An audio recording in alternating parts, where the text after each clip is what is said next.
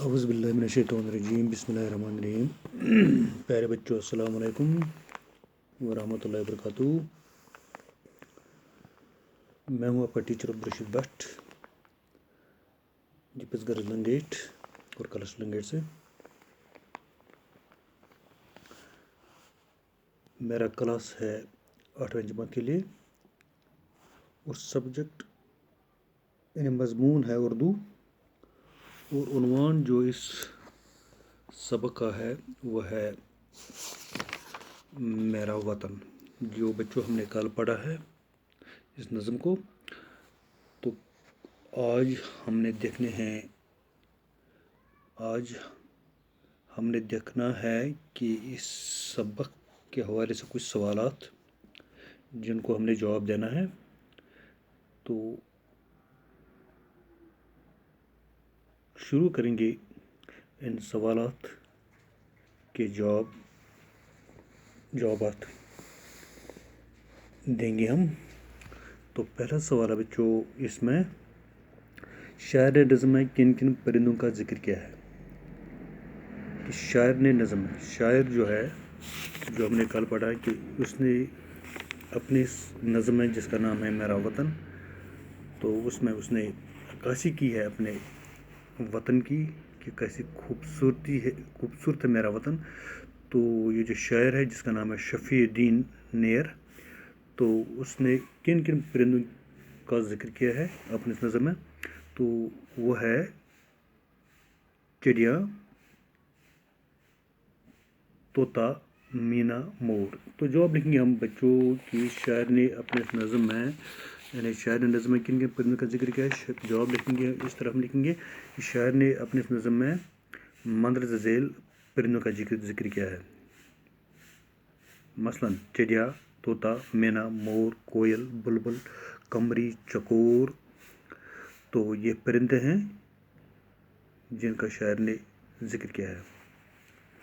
تو دوسرا سوال ہے بچوں، دلکش چمن کس کو کہا گیا ہے؟ تو شاعر نے دلکش چمن کس کو کہا ہے؟ تو جواب ہے کہ شاعر نے دلکش چمن اپنے وطن کو کہا ہے، جس کی زمین ہر ایک رہنے والی چیز، ہر ایک اگنے والی چیز اور رہنے والوں کے لیے زرخیز ہے۔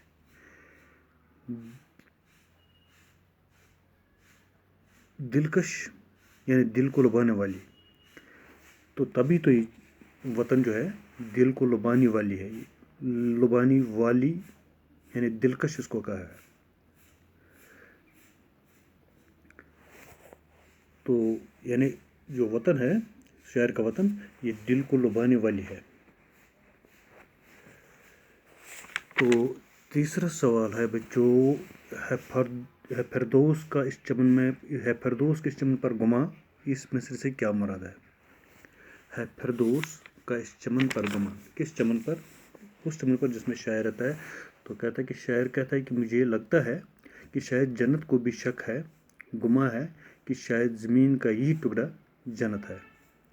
کہ شاید زمین کا ہے فردوس کا اس چمن پر گما، کہ اس کو گمان ہے، شک ہے، وہم ہے کہ شاید یہی ٹکڑا جو زمین کا ٹکڑا ہے، یہی کیا ہے؟ جنت کا ٹکڑا ہے۔ تو اس کے بعد ہے بچوں اس کا چوتھا سوال، اس نظم میں ہمارے وطن کی کیا کیا خوبیاں بیان کی گئی ہیں؟ یعنی اس نظم میں ہمارے وطن کی کیا کیا خوبیاں بیان کی گئی ہیں؟ تو جواب ہے اس نظم میں ہمارے وطن کی ہر ایک خوبی بیان کی گئی ہے، چاہے وہ جانوروں کے متعلق ہو، سبزیوں یعنی ترکاریوں کے متعلق ہو، سرسبز زمین اور خوش رنگ پھولوں کے متعلق ہو، یا سرسبز پہاڑ اور جنگل ہو، یا رواں دوا پانی کے متعلق ہو۔ تو غرض شاعر نے اپنے وطن کے ہر ایک چیز کی خوب عکاسی کی ہے۔ تو یہ جواب ہے اس کا۔ تو پانچواں سوال ہے، اس نظم کے شاعر کا نام لکھیے۔ تو بچوں اس نظم کا جو شاعر ہے جس نے یہ نظم لکھی ہے اس کا نام کیا ہے؟ شفیع الدین نیر۔ شفیع الدین نیر۔ تو جواب ہے کہ اس نظم اس شاعر کا نام ہے شفیع الدین نظم۔ تو جواب پھر میں دہراؤں گا کہ कि इस नज़म के शायर का नाम है शफीउद्दीन नैयर। तो बच्चों ये थे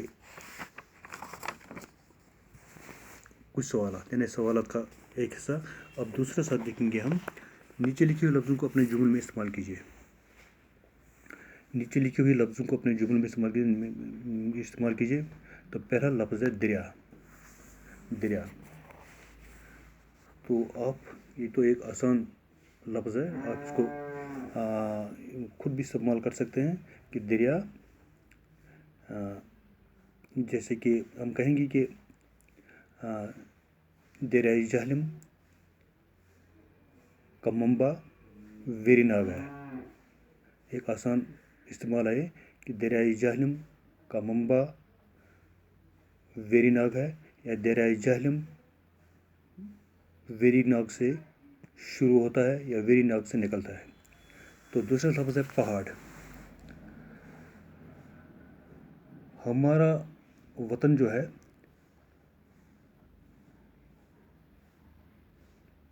पहाड़ों से चारों तरफ घेरा हुआ है, यानी या हमारी वादी चारों तरफ पहाड़ों से घेरी हुई है। तो वतन, हमारा वतन सारी दुनिया में मशहूर है।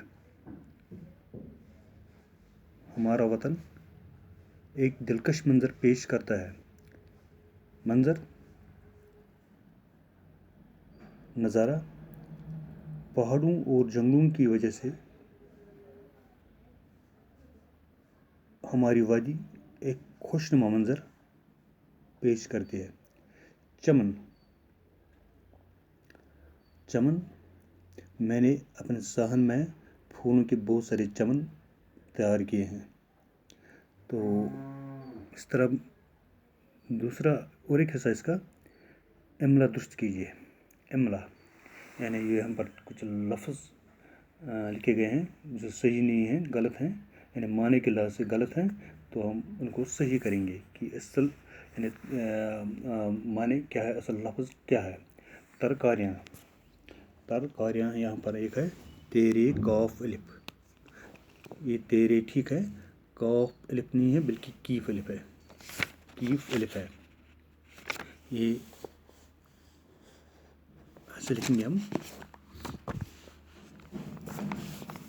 यहाँ पर मैं लिखूँगा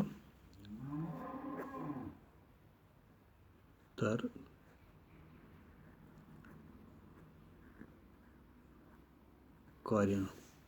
तरकारियाँ ये कीफ से है, तरकारियाँ। इस तरह है बागून। यहाँ पर है बागून लिखा है बे अलिफ गाफानून। बे अलिफ गाफानून नहीं है, ये कोई लफ्ज़ नहीं है, बल्कि लफ्ज़ क्या बनता है बागून, बाग, बे अलिफ गाफ बाग नहीं, बल्कि बे अलिफ गैन है। ये है ऐसे बे अलिफ गैन वानून, बागून, ऐसे बागून है। ये बे अलिफ गाफानून गाफानून बागून जो है ये गलत है, बे अलिफ बाग गैन वानून है बागून। इस तरह है मंजर।